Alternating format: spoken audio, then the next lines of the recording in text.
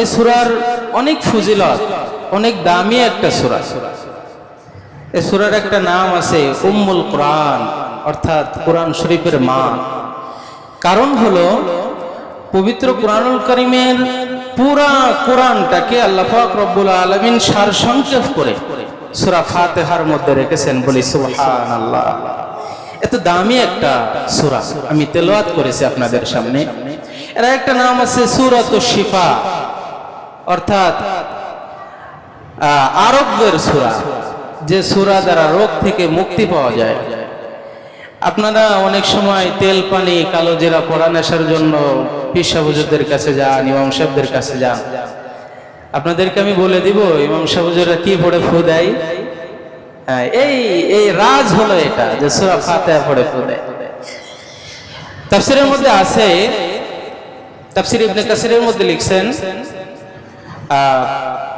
যদি কোনো ব্যক্তি এমন কোন রোগ, যে রোগ কোনো চিকিৎসায় সারতেছে না, ওই ব্যক্তি যদি প্রত্যেকদিন ফজরের পরে 40 বার সূরা ফাতিহা তেলাওয়াত করে পানির মধ্যে দম করে ওই পানি পান করে, 40 দিন একাধারে এমন করলে যতই দুরোগ্য ব্যাধি হোক না কেন আল্লাহ পাক রব্বুল আলামিন রোগ থেকে তাকে শিফা দান করবে। বলে সুবহানাল্লাহ।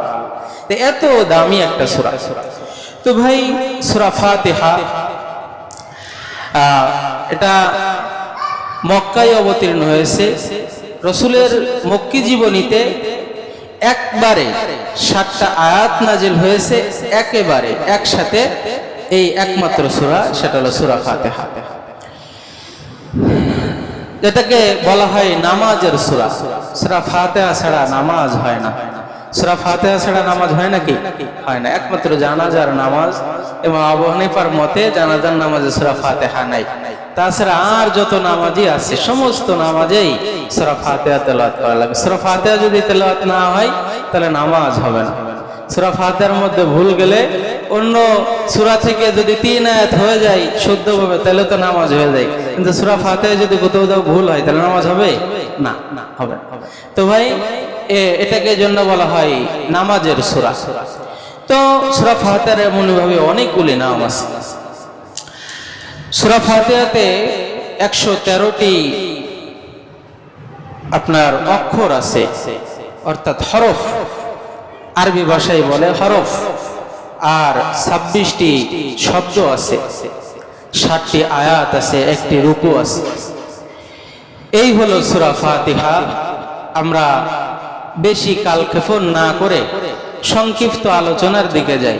আমার সাথে পড়েন, আউযু বিল্লাহি মিনাশ শাইতানির রাজীম, বিসমিল্লাহির রহমানির রহিম, আলহামদুলিল্লাহি রাব্বিল আলামিন। আলহামদু, সর্বপ্রথমে আল্লাহ পাক রব্বুল আলামিন এনেছেন আলহামদু। সূরা ফাতিহা মূলত একটা অভিনন্দন পত্রের মতো, একটা অভিনন্দন পত্র বলতে পারেন। 3 ভাগে বিভক্ত। প্রথমে আসে শুভেচ্ছা অর্থাৎ প্রশংসা, এরপরে আসে পরিচয়, এরপরে আসে দাবি, চাওয়া পাওয়া। আল্লাহ, আসলে এগুলা যখন মুতাআলা করি, পড়ি, তখন আশ্চর্য হই। আশ্চর্য হওয়ার মতোই কথা। সূরা ফাতিহা আল্লাহ শিখাইছেন অভিনন্দন মানুষকে কিভাবে জানাইতে হয়। আল্লাহকে অভিনন্দন জানাইতে পারে মানুষের এমন কোনো ভাষা আছে? নাই। এজন্য আল্লাহ মানুষকে শিখাচ্ছেন যে কিভাবে অভিনন্দন জানাবা। শুরুতে আল্লাহ পাক রব্বুল আলামিন শিখাচ্ছেন প্রশংসা। প্রশংসা করো।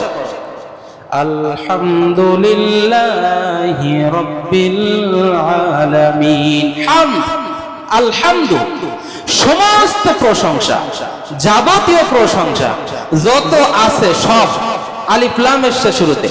আলিফ লাম বোঝানো হয়, আলিফ লাম আসে এমন জিনিসকে বোঝানোর জন্য যার উপর আর কিছু হয় না, সব কিছু বোঝানোর জন্য আলিফ লাম ব্যবহার হয়। আলহামদু, সমস্ত প্রশংসা। হাম, প্রশংসা হয় সুন্দরের, অসুন্দরের কিন্তু প্রশংসা হয় না, সুন্দরের প্রশংসা হয়। এই জন্য আল্লাহ পাক রব্বুল আলামিন সব থেকে সুন্দর, তার থেকে সুন্দর আর কিছু আছে কি? নাই। এই জন্য হামদ কার জন্য? আল্লাহর জন্য। আল্লাহর জন্য শিখাচ্ছেন প্রশংসা কর। কোন অভিনন্দন পত্র বোঝানোর জন্য বুঝবেন, আমাদের এলাকায় যদি কোনো এমপি সাহেব আসে, মন্ত্রী সাহেব আসে, তাকে একটা অভিনন্দন পত্র দেওয়া হয়, দেওয়া হয় না? প্রথমে লেখা হয়, আপনি জাতির কৃতি সন্তান,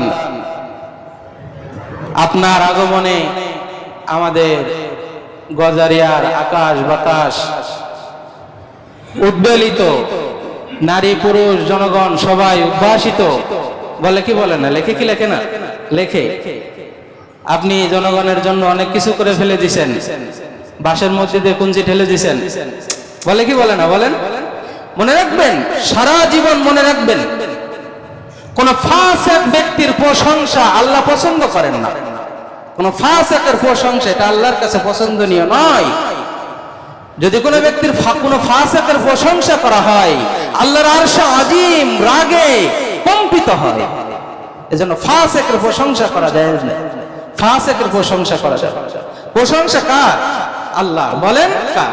এজন্য সর্বপ্রথম হাম দিয়ে আল্লাহ শুরু করেছে, আলহামদুলিল্লাহি রাব্বিল আলামিন। প্রশংসা করো এমন ব্যক্তি যিনি রব।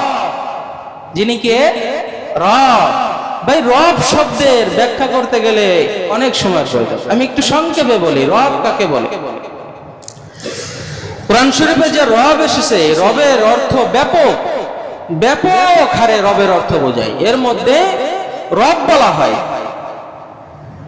যে কোনো জিনিসের, যে কোনো ব্যক্তি, যে কোনো মানুষের, যে কোনো প্রাণী, কোনো দাবি, কোনো প্রয়োজন তার চাওয়ার আগে, কোনো প্রয়োজন তার চাওয়ার আগে যিনি ওই প্রয়োজন পুরা করে দেন, তিনাকেই রব বলে। সুবহানাল্লাহ, জোরে বলেন। আপনারা আমার কথা মনে হয় পূর্ণ বুঝতে পারেন নাই। চাওয়ার আগে পুরা করেন, তিনি কে? রব। উদাহরণ দিলে বুঝবেন। আমাদের বাংলাদেশের যে কুকুর আছে, ছাগল, গরু, ভেড়া আছে, প্রাণী আছে, এদের গায়ের পশম খুব বেশি না, পশম একটু কম। কিন্তু ইউরোপ আমেরিকার শীত প্রধান দেশগুলার যে কুকুরগুলা আছে, তাদের যে প্রাণীগুলা আল্লাহ পাক রব্বুল আলামিন দিয়েছেন, ওই দেশগুলাতে খেয়াল করে দেখবেন ওই কুকুরগুলার গায়ে পশম অনেক বেশি, প্রাণীগুলার গায়ে পশম অনেক বেশি। কারণ আমার আল্লাহ জানেন, কোন কুকুরকে কেউ কম্বল দেয় না, খেতা দেয় না, লেপ তোশক দেয় না, ওকে কেউ ত্রাণ দেয় না। শীত আসলে ওর কেউ লেপ তোশক দিয়ে আসে না। আমার আল্লাহ আমাদের যেই সমস্ত প্রাণীগুলা দিয়েছেন, তাদের গায়ে পশম গুলা কম দিয়েছেন। কিন্তু শীতের হাত থেকে বাঁচার জন্য ইউরোপ আমেরিকার যে কুকুরগুলা আল্লাহ দিয়েছেন, তাদের গায়ে চিরস্থায়ী কম্বলের মতো পশম দিয়ে সারা জীবন শীত নিবারণের ব্যবস্থা করে দিয়েছে। ইনি রব, চাওয়ার আগে পুরা করে। রব তিনি আসমান জমিনের মধ্যে যা কিছু আছে সবকিছুর খেয়াল রাখেন যিনি, পরিচালনা করেন যিনি। আমরা মানুষ খালি চোখে অনেক কিছুই দেখি না। আমরা যেই উপরে বসবাস করি, আমাদের নিচে অনেক কিছু বসবাস করে। ফুকায়ে কেরাম বলেন, যত প্রাণী এই উপরে আছে, উপরিভাগে আছে, তত প্রাণী হুবহু এত প্রাণী আবার পানির মধ্যেও আছে।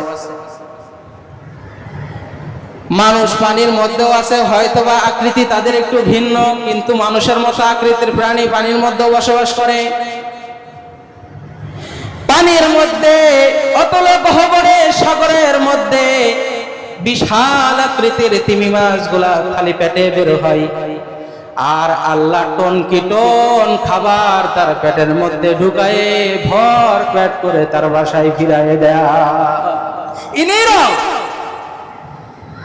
উনি রব যিনি সকাল বেকাল কিচির মিচির, সকালবেলা কিচির মিচির শব্দ নিয়ে ক্ষুধা পেটে যে বাসা থেকে বের হয় পাখিগুলা, সন্ধ্যাবেলায় নিজের পেট ভরে মুখের মধ্যে খাবার নিয়ে আবার ওই রব বাচ্চাদের খাবার নিয়ে পাখিদেরকে তার বাসায় পৌঁছায় যায়। পৃথিবীর মানুষ জানুক আর না জানুক, আল্লাহ পাক রব্বুল আলামিন ঠিকই জানেন। সকালবেলা মা পাখিটি বের হয়েছে, বাচ্চা পাখিটিকে খালি পেট ধুয়ে বাচ্চা পাখিটি তাতকের মতো চেয়ে আছে আমার মা বিকালে আসবে আমার জন্য খাবার নিয়ে। মানুষ তার কাছে খাবার পৌঁছাক আর না পৌঁছাক, আমার আল্লাহ ঠিকই তার নিজ কুদরতে পাখির মুখে খাবার পৌঁছায় দেয়। সুবহান, এর নাম রব। রব এমন জিনিস যার বিরুদ্ধে কখনো যুদ্ধ ঘোষণা করা যায় না। মুসলমান ভাইরা আমার, সমস্ত জিনিসের একজন পরিচালক থাকেন। বাংলাদেশের একজন রাষ্ট্র পরিচালক আছেন। যদি মানুষের দাবি দাওয়া পূরণ না হয় তাহলে রাষ্ট্র সরকারের বিরুদ্ধে মানুষ বিক্ষোভ করে, আন্দোলন করে, সংগ্রাম করে। করে কি করে না? এই যে চলতেছে না কোটা সংস্কার আন্দোলন, বিশাল আকারে চলতেছে। হয়তোবা দাবি মেনে নিছে বা নিবে, না নিলে হয়তোবা তার গতি টিকবে না। এমন পরিবেশ আসতে পারে কি পারে না? সম্ভব হতে পারে কি পারে না? বাংলাদেশে যদি গণ অভ্যুত্থান শুরু হয় হয়তোবা তার গতি টিকবে না। এটা সম্ভব, সম্ভব কি সম্ভব না? কিন্তু আমার আল্লাহ এমন একজন রব, সারা পৃথিবীর সমস্ত মাখলুক যদি মানুষেরা সিদ্ধান্ত করে আমরা নয়, জিনেদের সাথে আমরা একতা পোষণ করব, তাদের সাথে আমরা ঐক্যজোট করব। জিনেরা আবার যদি চেষ্টা করে না মানুষ আর জিন মিলে পারবো না, এখন আমরা ফেরেশতাদের সাথে ঐক্য করব, মহাজোট করে আল্লাহর বিরুদ্ধে রবের বিরুদ্ধে সংগ্রাম করব, তাকে ক্ষমতা থেকে নামাবো, এ চিন্তা যদি করে, কিয়ামত পর্যন্ত যদি সংগ্রাম করে, তাহলে রবটাকে, রবের ক্ষমতা থেকে রবকে সরানো সম্ভব কিনা? কিয়ামত পর্যন্ত সম্ভব হবে। এমন তিনি, তিনার নাম কে? আল্লাহ। তিনি হলেন রব, যার বিরুদ্ধে আন্দোলন করে কিচ্ছু করা যায়। বরং আল্লাহ পাক রব্বুল আলামিন বলেন, এই বান্দা আমার বিরুদ্ধে আন্দোলন করো, সংগ্রাম করো, আমার হুকুম মানো না, যদি পারো আমার জমিন থেকে বের হয়ে যাও, যদি পারো আমার আসমান থেকে বের হয়ে দেখাও তুমি কত বড় হেডাম। বুঝে আসছে? আল্লাহর সাথে সংগ্রাম করে টিকা সম্ভব না। আল্লাহ তো তিনি এমন একজন রব, যিনি রাজা ধীরাজ, যদি চান মুহূর্তের মধ্যে কোন বলবেন ফায়াকুন হয়ে যাবে। আল্লাহ পাক রব্বুল আলামিন নির্দেশ দিবেন, পৃথিবী লন্ড ভন্ড হইতে সেকেন্ড সময় নিবে না। সুবহানাল্লাহ, ইনি হলেন রব। আল্লাহ পাক রব্বুল আলামিন শিখাচ্ছেন, প্রশংসা করবে কার? রবের প্রশংসা করো। 3 নম্বরে আলহামদুলিল্লাহি রাব্বিল আলামিন, ওই রবের প্রশংসা করো যিনি জগৎ সমূহের প্রতিপালক। জগৎ সমূহের প্রতিপালক। তাফসীর যদি পড়েন, আপনারা তো পড়েন না, পড়লে ঈমান তাজা হয়। আল্লাহ পাক রব্বুল আলামিন বলছেন আলামিন, জগৎ সমূহের প্রশংসা করো। অর্থাৎ মনে করেন পৃথিবী একটা জগৎ, পৃথিবী একটা জগৎ, এতে কি জগৎ সমূহ হয় নাকি জগৎ একটা হলো? একটা হলে তাইলে বোঝা যায় যে জগৎ আরো আছে। আমরা জগৎ বলতে বুঝি এই দুনিয়ার জগৎ, আর একটা হলো পরকালের জগৎ, এই তো বুঝি নাকি? কিন্তু আল্লাহ পাক রব্বুল আলামিন বলেন জগৎ শুধু এটা না, দুনিয়া এই পৃথিবী একটা জগৎ, মাটির নিচে আরেকটা জগৎ, পানির ভিতরে আরেকটা জগৎ, ফেরেশতারা আরেকটা জগৎ, জিনের আরেকটা জগৎ। তাফসীরে মারিফুল কোরআনের মধ্যে আসছেন আকাশ মণ্ডলী একটা জগৎ, নবমণ্ডলী একটা জগৎ, ভূমণ্ডলী একটা জগৎ, নক্ষত্র মণ্ডলী একটা জগৎ। আশ্চর্য হবেন, আল্লাহ পাক রব্বুল আলামিনের কোরআন যদি কোনো ব্যক্তি পড়ে তাহলে তার ঈমান এত পরিমাণে তাজা হয়। আজ থেকে 1400-1450 বছর আগে নাজিল হওয়া কোরআন, বর্তমান বিজ্ঞান এখনো পর্যন্ত কোরআনের কাছে ভিক্ষুকের মতো হাত পেতে বসে আছে। বর্তমান বিজ্ঞান বলতেছে জগৎ, সূর্য একটা জগৎ, পৃথিবী থেকে 13 লক্ষ গুণ বড়। আর এই সূর্যকে গিলে খাইতে পারে এরকম 300 সূর্যকে গিলে খাইতে পারে। আসমানে এমন তারকারাজির অভাব নাই, এমন তারকারাজির অভাব নাই। আর বর্তমান সায়েন্স বলতেছে, বিজ্ঞানী বলতেছে 300 নয়, এরকম 3 কোটি সূর্য খেয়ে ফেলতে পারে এরকম তারকারাজি সহস্র সহস্র বিলিয়ন তারকা আল্লাহ পাক রব্বুল আলামিন মহাশূন্যে রেখে দিয়েছে। এখন আপনাদের কাছে মনে হইতে পারে তারকারাজি হয়তো বা সব থেকে বড়। 3 কোটি তারকা, 3 কোটি সূর্য যে এক তারকা খেয়ে ফেলতে পারেন, এরকম তারকারাজি যখন ঘুরতে ঘুরতে কোন কারণবশত ব্ল্যাক হোলের রেঞ্জের মধ্যে চলে আসে, তার আয়ত্তের মধ্যে চলে আসে, তখন ব্ল্যাক হোল একটা ছোট্ট বাচ্চা যখন একটা চকলেটকে চিবাই চিবাই খায়, চুষে চুষে খায়, ওই রকম তারকারাজিকে ব্ল্যাক হোল মুহূর্তের মধ্যে চুষে খেয়ে ফেলে দেয়। আজ থেকে 1500 বছর কোরআন বলছে, 1500 বছর আগে বলছে কোরআন, ফালা উকসিমু বিমা ওয়াকিন নুজুম ওয়া ইন্নাহু লাকাসামুন লাউ তা'লামুনা আযীম। ওই অন্ধকার কূপের শপথ, যে কূপের মধ্যে তারকাগুলি, তারকারাজিগুলো নিপতিত হয়, ওখানে যে তারকারাজিগুলো ধ্বংস হয়। তাহলে এইরকম বিশাল বিশাল জগতের মালিক কে? আল্লাহ। এইটা বলে আল্লাহ পাক রব্বুল আলামিন, এটা তো আছেই, এরকম মহাশূন্যে আরো বিশাল বিশাল সৃষ্টি আল্লাহ রয়েছে, যে কথা কেউ যদি গবেষণা করে, কোনো মানুষ যদি গবেষণা করে, তার ব্রেনটি শূন্য হয়ে যাইতে পারে। এরকম বিশাল সৃষ্টি আল্লাহ পাক রব্বুল আলামিন মহাশূন্যের মধ্যে রেখে দিয়েছেন। এজন্য আল্লাহ পাক রব্বুল আলামিন বলেন আলহামদুলিল্লাহি রাব্বিল আলামিন। প্রশংসা করো, গুণকীর্তন গাও ওই রবের, যে রব তোমাদের প্রতিপালক, তোমাদের খাওয়ায়, তোমাদের পড়ায়, তোমাদের লালন করে, তোমাদের পালন করে, তোমাদের যাবতীয় প্রয়োজন পুরা করে। ওই রবের প্রশংসা করো, যে রব জগৎ সমূহের প্রতিপালক, যে রব জগৎ সমূহের মালিক। আরো যদি একটু ভালোভাবে বোঝাই, এটা তো বললাম ইহকালীন জগতের কথা, ইহকালীন জগৎ অর্থাৎ এগুলা আমরা অনেক কিছু দেখি, অনেক কিছু দেখি না, জানা সম্ভব, জানা সম্ভব।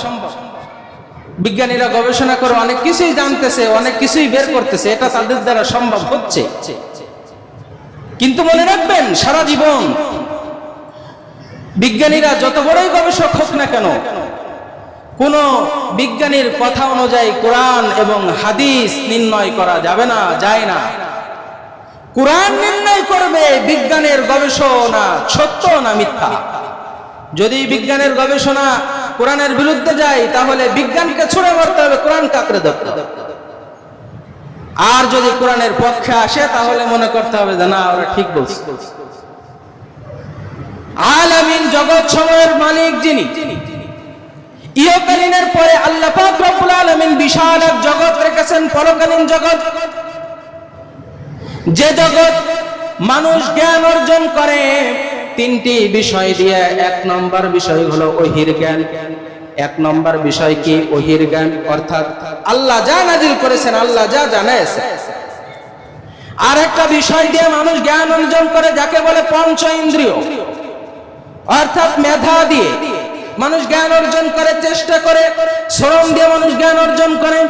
কিন্তু পরকালীন জগৎ এমন একটা জগৎ, যে জগৎ ওহীর জ্ঞান ছাড়া কারোর মাথায় ঢুকবে না, যে জগৎ আল্লাহর নবী যা বলেছেন তা ছাড়া মানুষ কখনো বের করতে পারবে না, যে জগৎ সম্পর্কে মানুষ সারা জীবন গবেষণা করো, চুল পরিমাণ কিছু গবেষণা করো, বের করতে পারবে না। পরকালীন জগৎ আল্লাহ পাক রব্বুল আলামিন যে জগৎ সম্পর্কে বলেছেন, তোমাদের মৃত্যুর পরে এমন একটা জগৎ আছে যে জগৎ থেকে ফিরে আসতে পারবে না, যে জগৎ থেকে ফিরে আসা যাবে না। ওই জগতে তোমাদের জন্য আমি রেখেছি অসংখ্য নিয়ামত, তোমাদের জন্য আমি রেখেছি অসংখ্য শাস্তি।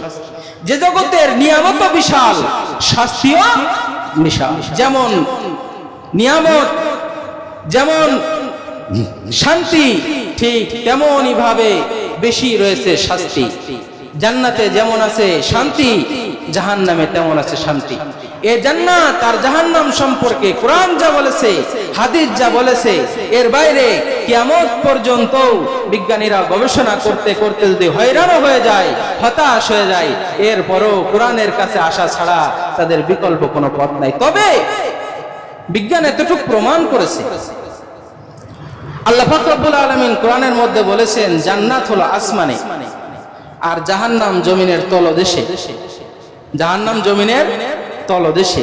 বিজ্ঞান এতটুকু প্রমাণ করেছে, সাগরের অতল গহ্বরে পাইপ ঢুকানোর দ্বারা প্রমাণ করেছে পাইপ এক পর্যায়ে যায় ওইখানে এত তাপমাত্রা বেশি, ওইখানে যত আপনি এটাকে কি বলে ফায়ার প্রুফ পাইপ, যত বড় ফায়ার প্রুফ পাইপে আপনি ঢুকান না কেন ওই পাইপ আর থাকে না, গলে যায়। এর দ্বারা বিজ্ঞান প্রমাণ করেছে মাটির তলে রয়েছে আগুন, মাটির তলে রয়েছে এমন তাপ যে তাপের সাথে দুনিয়ার তাপের কোনো তুলনা হয় না, যে তাপের সাথে দুনিয়ার কোনো তাপের তুলনা হয় না। আল্লাহ পাক রব্বুল আলামিন কোরআন হাদিসের মধ্যে বহুত আগেই জানাই দিয়েছেন এই তাপ হলো দুনিয়ার তাপের থেকে 70 গুণ বেশি, যেটা মানুষের কল্পনা শক্তিরও বাইরে। জাহান্নামের কালো ধোঁয়াকে 70 বার ধুয়ে দুনিয়াতে পাঠানো হয়েছে। ও ভাই, দুনিয়ার আগুন, সবই তো দুনিয়ার আগুন, কিন্তু দুনিয়ার আগুনের সব আগুনের তাপ কি সমান? আপনার বাড়ির চুলার আগুন আর ইটের ভাটার আগুনের তাপ সমান? ইটের ভাটার আগুনে ভিতরে ভাত দেওয়া লাগে না, ওই উপরে ইটের উপরে ভাগে আমি দেখেছি ভাটায় যারা কর্মচারী, আমি নিজ চোখে দেখেছি, ওরা ওই মুখে উপরে ভাত বসাইতে সে মুহূর্তের মধ্যে ভাত ফুটে যায়। ভাটার আগুনে কারোর পা যদি চলে যায় ওই পা আর ফিরে আনা যায় না। ওটাও দুনিয়ার আগুন। আর ভাটার আগুন থেকেও কয়েক গুণ বেশি তাপমাত্রা হলো লোহার কারখানার আগুন, যেখানে লোহা গলানো হয়, স্টিল কারখানার আগুন। ওইখানকার তাপমাত্রা আর ভাটার তাপমাত্রা এক না। এটা দ্বারাই বোঝা যায় আপনি যদি স্টিলের তাপমাত্রার আগুনকে 70 বার গুণ দেন তাহলে জাহান্নামের আগুন আপনার একটু চিন্তায় আসবে, যদিও কল্পনা করা সম্ভব। দুনিয়ার আগুন কাঠ কয়লা খড়ি দিয়ে মানুষ তৈরি করে। আল্লাহ পাক রব্বুল আলামিন বলেন জাহান্নামের আগুন তৈরি হবে পাথর দ্বারা। কিসের দ্বারা? পাথর দ্বারা।